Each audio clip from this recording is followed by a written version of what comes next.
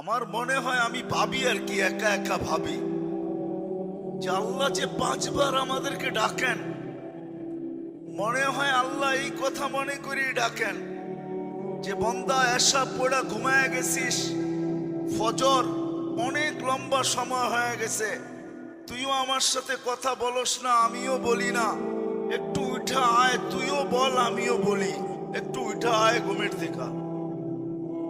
আমার মনে হয় এই জন্য ফজরে ডাকেন যে লম্বা সময় হয়ে গেছে, তোর সাথে তুই ঘুমের ঘরে ছিলি, কথাবার্তা তোর সাথে হয় না, তুইও বলস না আমিও বলি না, একটু ঘুমের থেকে উঠা আস, তুইও বল আমিও বলি।